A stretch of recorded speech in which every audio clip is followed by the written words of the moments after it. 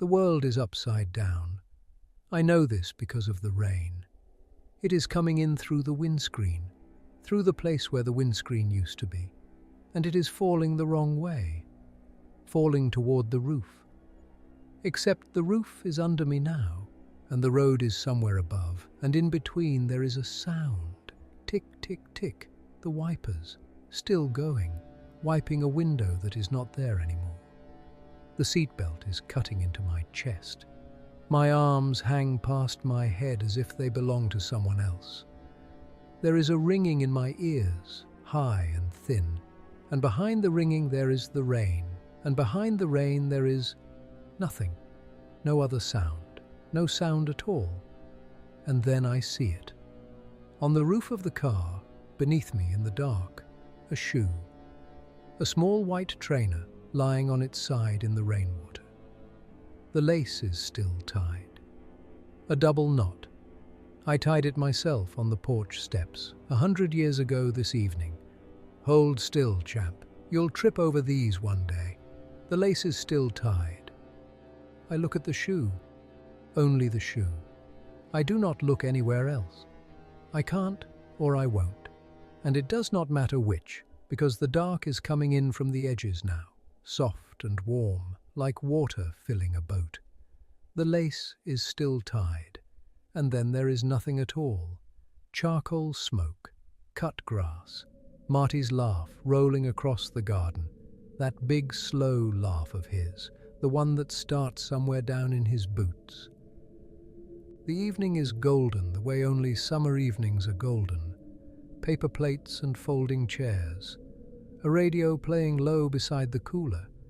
The children are out on the lawn, 5 of them, 6, chasing fireflies with their hands cupped, and Tommy's voice is the loudest of them, the way it always is. 8 years old and made entirely of noise. Ellie is in the chair beside me, her hand loose in mine, laughing at something Marty's wife has said. She has caught the sun today. There are freckles on her nose that were not there this morning, and when she laughs, she tips her head back, and I remember thinking, look at her, that's my wife. How about that? The ice bucket by the grill, bottles standing in it like little green soldiers. One more, Andre? And I take one more, and maybe one more after that. It is a party, it is summer, the meat is good and the night is warm, and nothing in the world is wrong. Nothing in the world has ever been wrong. The rain comes out of nowhere, the way summer rain does. Fat drops, slow at first, tapping the paper plates. Then everyone is up at once, laughing, grabbing chairs and bowls, herding children toward porches. Goodbyes shouted through the doorway. Tommy arriving breathless, grass-stained, smelling of smoke and lemonade, and at the door, quietly, so the others will not hear. Ellie's hand on my arm. Give me the keys, love. You've been drinking. And Marty from the porch, waving his big arm. Stay the night. Spare rooms made up. Go in the morning. And somebody, I no longer remember who, God forgive me, I no longer remember who. Somebody says the word taxi. 3 doors standing open, any one of them, any single one. And I laugh. I can still hear it. I will always be able to hear it. That easy, sunburnt, beer-warm laugh, jingling the keys in my hand like a man without a care in this world. It's a 10-minute drive, Marty. Tommy is asleep before we are out of their street. Head against the window, mouth open, one shoe already half off. He could sleep through the end of the world, that boy. Ellie is quiet beside me. The wipers tick. The rain comes down harder, silver in the headlights. We drive on into the dark, a white ceiling, a sound like a slow clock that is not a clock. They tell me about my ribs, my collarbone, the pins in my wrist. Days go past the window. I could not tell you how many. Then a doctor comes. Young man, tired eyes. He pulls the chair close to the bed before he speaks, and that is how I know. He speaks. I remember every word he says, every single word in their exact order. I will not say them, not now. not ever. They let me out for the funeral. There are 2 coffins. One of them is small. The sun is out that day, high and bright and utterly shameless, and I remember being angry at the sky. The sky had no right. People hold my elbow.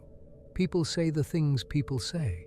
And all of them, every one of them, looks at me the same way. A long, careful, sideways way. The way you look at a road accident.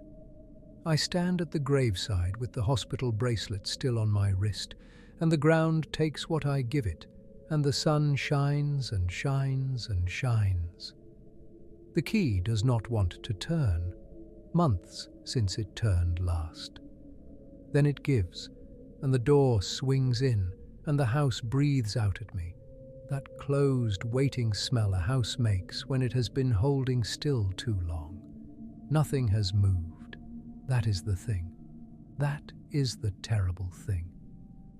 Her book is on the arm of the sofa, face down, open to her page. Tommy's drawing is on the fridge, a rocket, and 3 stick figures waving beside it, and the tallest one is me. In the bathroom, in the cup by the tap, 3 toothbrushes. The house does not know. I do not eat. I open the fridge once. Her casserole dish is in there, cling film over the top, waiting for a Tuesday that is never going to come. And I close it again, and I do not open it after that. I sit in my chair while the light goes orange, then grey, then nothing, and I do not turn on the lamps, and the dark comes into the room the way it came into the car, soft from the edges. Sometime past midnight, a sound, small, upstairs, a knock, and then a rolling. Something little rolling along the floorboards overhead, slow and stopping. I climb the stairs with my heart going like a bird in a box. His door is ajar. Didn't I close it? I thought. I was sure I had closed it. I turn on the light. The toys are out on the rug. The soldiers, the cars, the ones that live in the basket by the wall, out in the middle of the floor, here and there, the way they used to be, scattered or arranged. I stand in the doorway and I cannot for the life of me decide which. Nobody tidied, I tell myself. The day of the funeral, the house full of people, and nobody tidied the boy's room. That is all. That is all this is. I turn off the light. I close the door. I close it firmly. I listen to the latch. I sit on the stairs until the windows go pale. The second day, time comes apart on me. I could not tell you the hours. The light moves along the wall, and at some point it is afternoon, and I have not moved, and there is a pill bottle on the table saying 1 at night, and I could not swear how many nights I have taken. I walk the house like a man walking a museum of his own life. Her gardening gloves by the back door, still curled in the shape of her hands. Her knitting in the basket, the needles crossed, half a small blue sleeve hanging from them. It was going to be for Tommy, for the autumn. The pencil marks on the kitchen door frame, climbing the wood year by year, and the highest one from this spring with the date beside it in her handwriting because my hand, she always said, wobbles. His bicycle in the garage, leaning, front wheel cocked like a thing interrupted, and underneath it all day, on a loop, quiet as a tap dripping in another room. Give me the keys, love.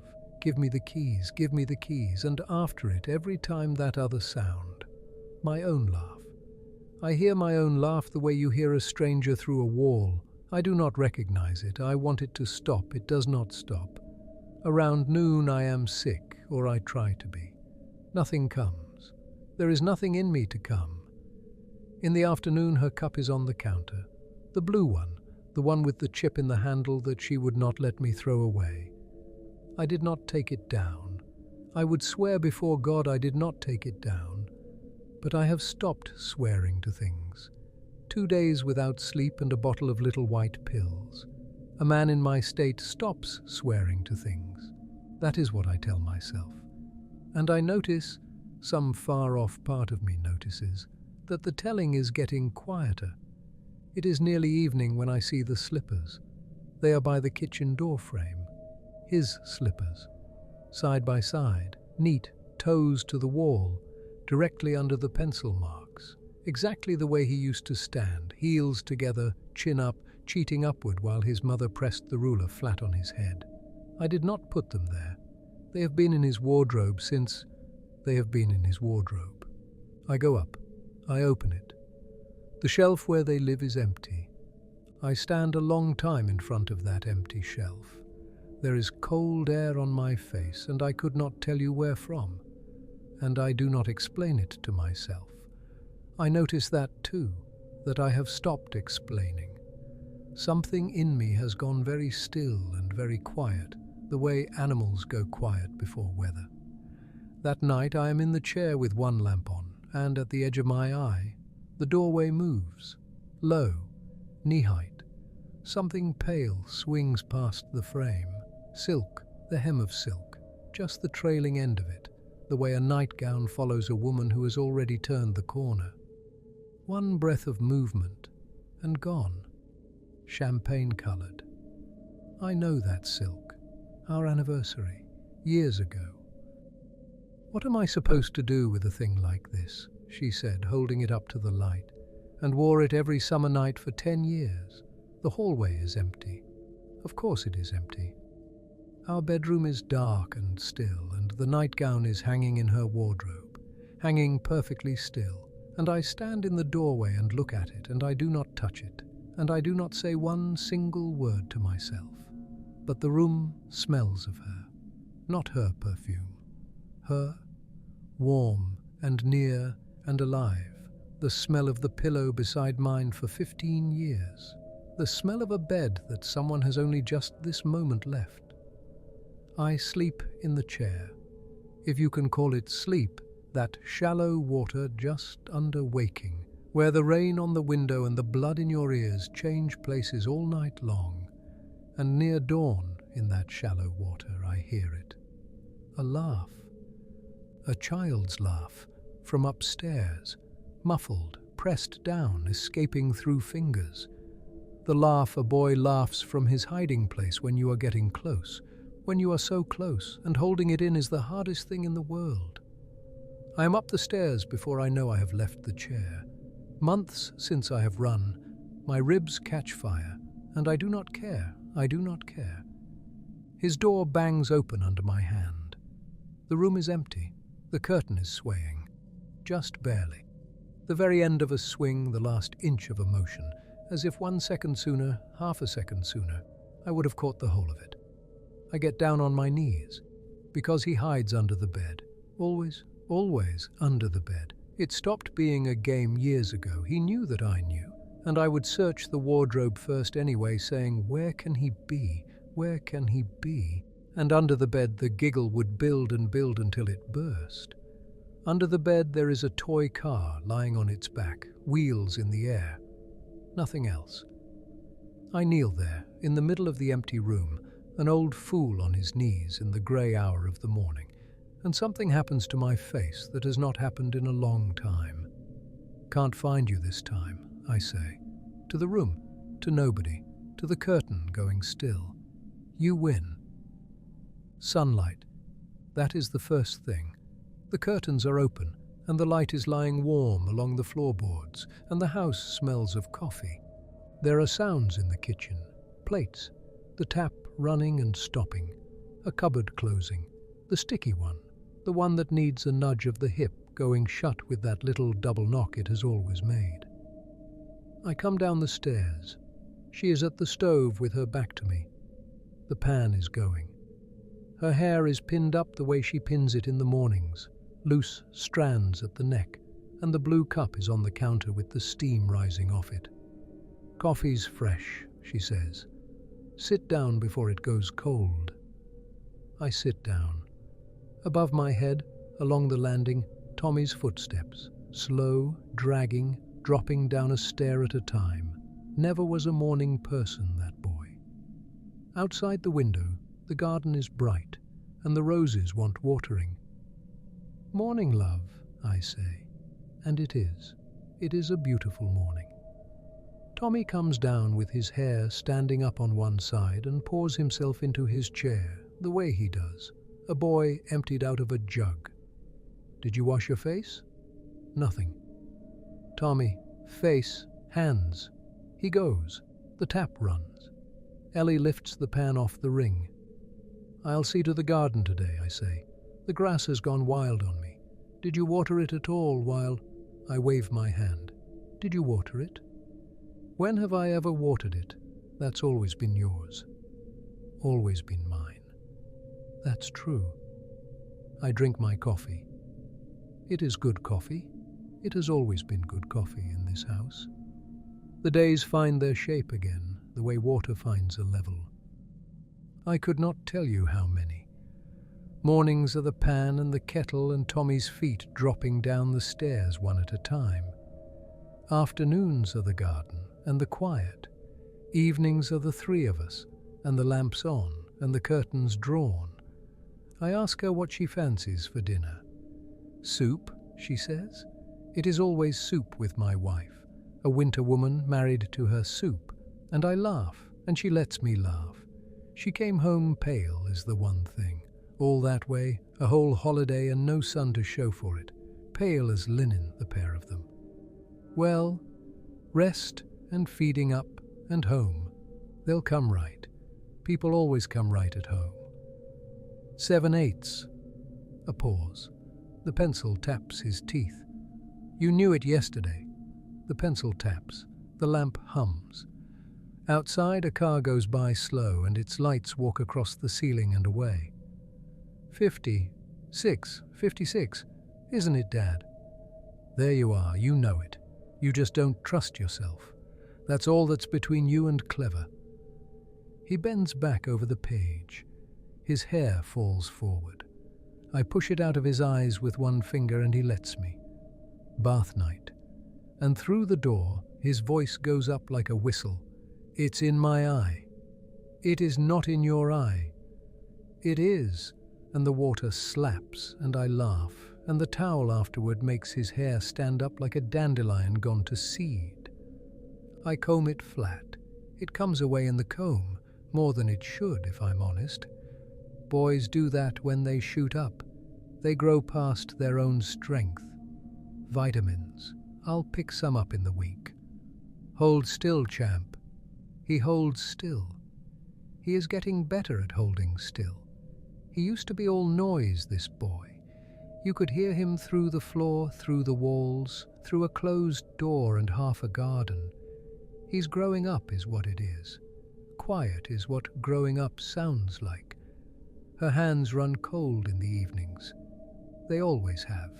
No, they always have.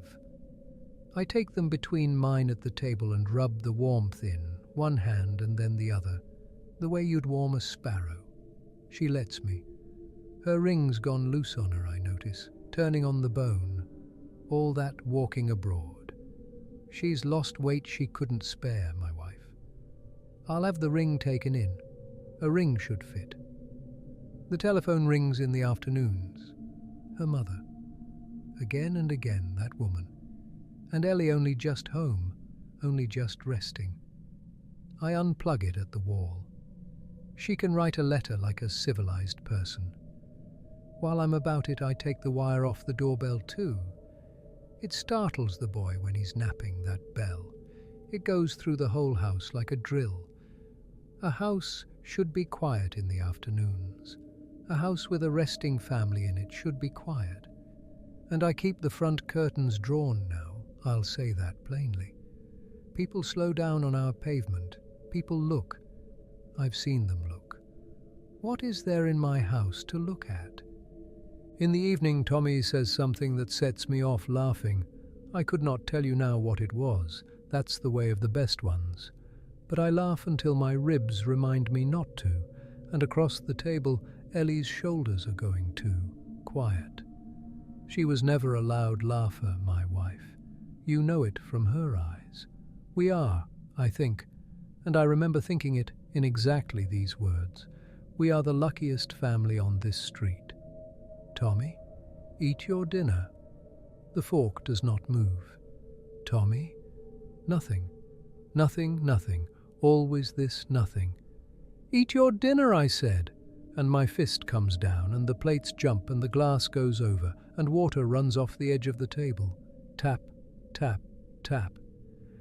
This sauce is a marvel, Ellie. Is it the one from your mother's book? Tommy, tell your mother it's a marvel. I eat. It is a good dinner. The glass lies where it lies, and the water finds the floor, slower and stops. On a Saturday there's a knocking at the door, knuckles because the bell doesn't go anymore, and it's Martin. Marty, on my step, older around the eyes than I remember him, holding a dish with foil over it. Andre? He tries a smile on. It doesn't fit him. Just passing and wanted to see how you're doing, how you are. We're fine, I say, all of us. Something goes through his face when I say it, through and down, like a man stepping off a curb he hadn't seen. His eyes go past my shoulder into the hall, and I keep the door where it is, and his eyes come back to me. Andre, good of you to come, Marty. I take the dish. I shut the door. Through the frosted glass, his shape stands on my step a long moment, and goes. The dish is some kind of casserole, gone cold, smelling of onions. I bin it. No offense to anyone, but Ellie's cooking tonight. The street has turned unfriendly, and I'll say that plainly too. Mrs. Henderson crosses over when she sees me now, quick, gripping her boy by the hand, the way you'd cross for a coming car. The children run past our fence with their faces buried in their collars, giggling. Some game of theirs. Nobody waves on this street anymore. Nobody's waved in a long time. Jealousy is an ugly thing, is all I'll say about it. Not everyone gets to keep what we have. Frank is out with his hose in the evening, watering his lawn and looking at mine. Andre. Frank. I nod. The water hisses. 2 hoses, 2 gardens, and the light going down gold behind the roofs. There's a smell round here lately. His voice comes over the fence, flat, like something set down hard. Something gone off. Something rotten. You're going to tell me you haven't noticed. He watches me. He does not blink. I look up at him. I look at him a good moment. What smell? And I let my shoulders answer for me, and I turn back to the roses. The roses want deadheading. That's what my evening's for. The water is running over Frank's shoe. He doesn't seem to know it. Then his hose clicks off, and his door goes shut hard enough to shake the fence line, and I say to the roses, charming. Frank's dog starts up at night, that same week. At our fence, at our windows, on and on, 10 o'clock, midnight, 2, 3 nights of it. Tommy sleeps light and Ellie needs her rest, needs it more than anything, and that animal stands at the wire and hurls itself hoarse at my family's sleep. I lie in the dark and listen to it, and I think about what a father is for. Boil it right down, all of it, and a father is the one who sees to it that his family can sleep. The 4th night I get up. I don't turn on the lamps. Toward morning the barking stops. The garden takes the spade easy at the bottom by the compost. Soft ground down there anyway, after all this rain. The nights after that are quiet as held breath, and my family sleeps. And that, whatever else anyone on this street wants to say about me, that is a father's job done. I'm asking you a question, Ellie. Can you hear me? Can you hear me? Once. Just answer me. I'm on my feet. My shadow is thrown across her chair, up the wall, bigger than the room. Strawberries are in at the market, I saw the sign. Saturday we'll all go. You love the first strawberries. You always say the June ones taste of more. I sit back down. The television murmurs to itself. Somewhere outside a car goes past, slow, and its lights walk the ceiling and are gone. The flies come with the warm weather, 2 or 3 at first, fat ones, lazy, bumping the glass. Then more than 2 or 3. I keep the windows shut. Tommy catches cold at nothing, and besides, somebody's bin has gone over in this heat. The whole street can tell you that. But they get in all the same. They find a way in, flies. They always find a way in. Ellie hates them. She'd never say, she's never once complained, my wife, not in 15 years. But I see her stillness at the table when they're bad, and I know. I'll find where they're coming from, I tell her. This Sunday, I'll sort it. She says nothing, which, from Ellie, is agreement. Sunday, I follow them, room to room, listening for the little engine of them, hall, kitchen, the cupboard under the stairs, and then the cellar door, and the moment I open it, I have my answer, because down there the air is thick with them, swirling in the torchlight like ash over a fire. The chest freezer, the light on it, dead. The motor, silent. I put my hand flat on the lid, warm as a windowsill. Dead for weeks. Months might be. The bills, I've let the bills slide, I know I have. A man can't keep every plate spinning. And the power's been off down here God knows how long, and inside that freezer is every joint and chop and Sunday roast we'd put by. I don't need to lift the lid past a crack to know the meat's gone, all of it, gone over, rotten through. Well, there it is. Mystery solved. There's your smell, Frank. There's your flies. Bags, double-bagged, tied hard, up the cellar steps and down the path and into the bins, one load and another, the whole afternoon of it. I strip to the waist after and scrub at the kitchen sink like a surgeon. Mrs. Henderson stands at her window and watches me carry the last of them out. Doesn't wave. Well, nobody waves on this street anymore. That night, I sleep like a man who's put his house in order. Give it a few days, the air will clear, the flies will move along. These things take a few days, that's all. A week at the most. At tea, a few evenings on, out of a clear silence. It was raining that night, wasn't it? My cup stops halfway. Which night? The lamp hums. Tommy pushes his fork through his food, slow, not eating. Never mind, she says. It's nothing. I top up the pot. As it happens, the rain is just starting again outside. Small fingers on the glass, feeling for the way in. The house runs quieter these weeks, and I don't mind saying I carry the table these days. Ellie was never a talker, and Tommy's gone into one of his growing boy silences, so the talking falls to me, and that's no burden. I talk enough for 3. The garden, and my father's old stories, and what the roses are doing, and what we'll do at Christmas. Somebody has to keep a table lively. That's a father's job too. The rain has set in properly by evening, a real autumn rain, steady, the kind that means it. It runs in the gutters, it stands on the glass.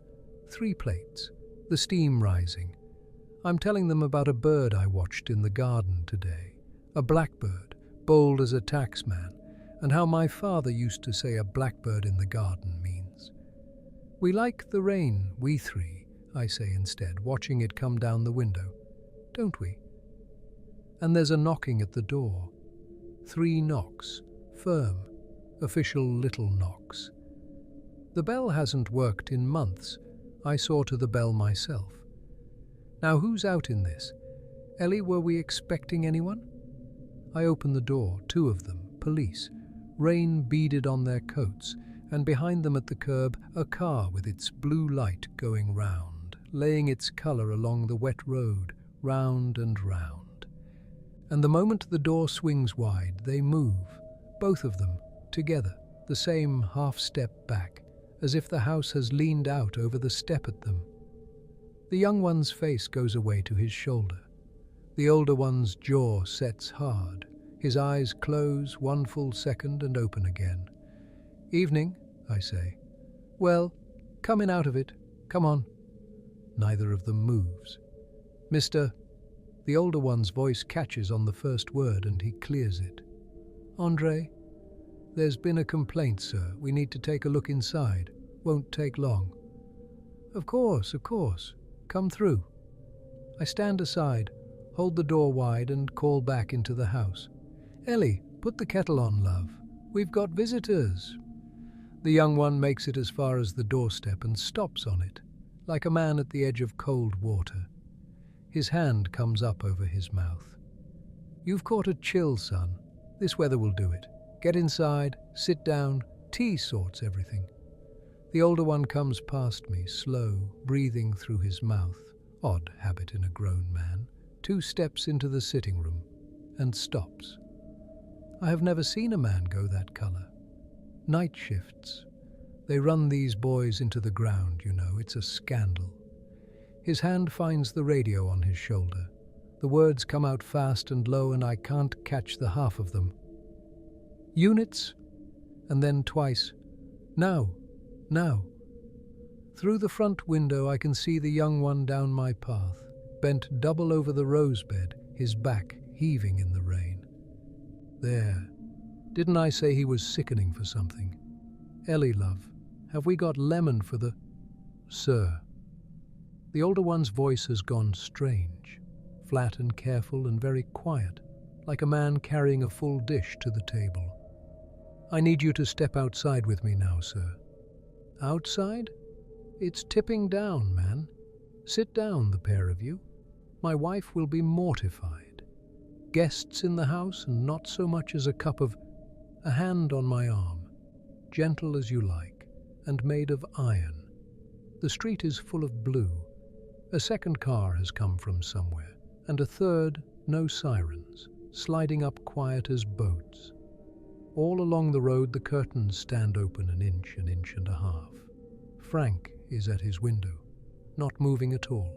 Somewhere out of a radio, out of the rain, a voice, pieces of a voice. Cemetery records, that's confirmed. Over. The 2 graves. Words. Rain. It's late is what it is.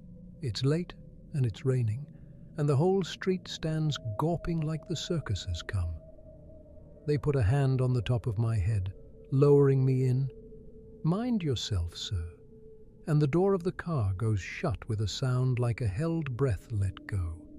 And through the window, up the path, I can see my front door standing open. Wide open. The hall light spilling out gold across the step and the rain drifting through it, into my house. They've left the door open. Ellie feels the cold. She has always felt the cold, my wife. And it's long past the boys' bedtime. There's school in the morning. No, it's the holidays still. Is it? One or the other. It'll keep. I'll see to it all when I get home. The door, the lamps, the kettle, all of it. It's nothing. 10-minute drive, this. 10 minutes at the very most. Rain on the glass. The house sliding away small behind us, glowing gold at the door. And the dark comes in from the edges, soft and warm, like water filling a boat